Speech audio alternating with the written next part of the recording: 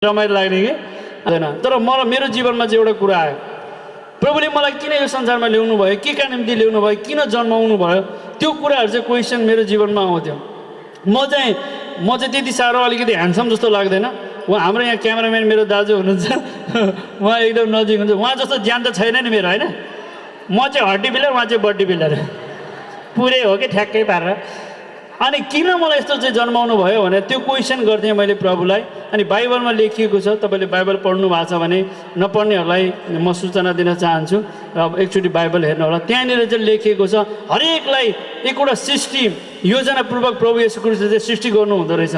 अनि मेरो जीवनमा चाहिँ के योजना छ त भनेर हेर्दाखेरि म चाहिँ कलाकार बन्नलाई लेखेको रहेछ।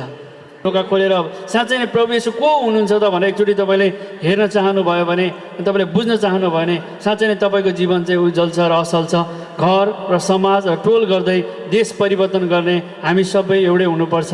त्यो कारणले गर्दा हाम्रो समाजहरू हामीहरू असल भयो भने, राम्रो भयो भने अनि मात्र सबैले मन पराउँछन्। त्यो कारणले गर्दा हामी परिवर्तन आफ्नै ठाउँबाट गर्नुपर्छ। त्यसरी नै मेरो जीवनमा परमेश्वरले काम गर्नुभयो र यसरी अगाडि बढिरहेको छु। जसले चिया खान्छ त्यसलाई मात्रै चियाको टेस्ट थाहा हुन्छ, हो कि होइन।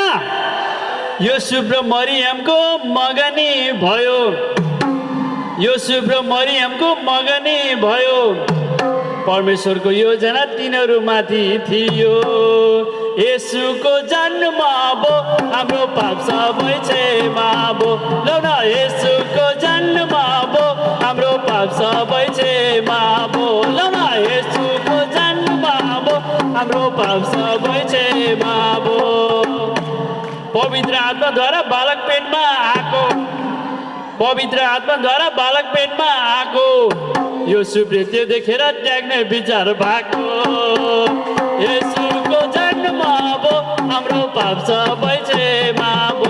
लौ न येशूको जन्म भो, हाम्रो पाप सबै क्षमा हो। येशूको जन्म भो, हाम्रो पाप सबै क्षमा भो। स्वर्गदूतले सपनामा युसुफलाई भने, स्वर्गदूतले सपनामा युसुफलाई भने, मरियमबाट बालक हुन्छ येशू नाम राख्ने। येशूको जन्म भो, हाम्रो पाप सबै क्षमा भो। लौ न येशूको जन्म भो, हाम्रो पाप सबै क्षमा भो। लौ न येशूको जन्म भो, हाम्रो पाप सबै क्षमा भो। यसरी अगमवाणी पुरा भयो बालक येशूमा, यसरी अगमवाणी पुरा भयो बालक येशूमा। येशू जन्मेलौ है साथी बेथलेहेम गाउँमा। येशूको जन्म भो, हाम्रो पाप सबै क्षमा भो। लौ न येशूको जन्म भो, हाम्रो पाप सबै क्षमा भो। येशूको जन्म भो, हाम्रो पाप सबै क्षमा भो। लौ न येशूको जन्म भो, हाम्रो पाप सबै क्षमा भो। हो कि होइन, हो कि होइन। अतिथि प्रमुख अतिथि सबैजना आउनुभएको छ, उहाँहरू सबैजनालाई म यही भन्न चाहन्छु, यो क्रिसमसमा तपाईँहरूलाई पनि ह्याप्पी क्रिसमस, मेरी क्रिसमस भन्न चाहन्छु। र तपाईँहरूको जीवनमा पनि अब आउने नयाँ दिन जनवरी छ, त्यहाँदेखि तपाईँहरूको लाइफ पनि परिवर्तन होस् र देशमा संविधान चाँडै नै ल्याउनुहोस् भन्ने म चाहन्छु। र एक संविधान लेख्ने कलम गोजीबाट झिक्कौँ।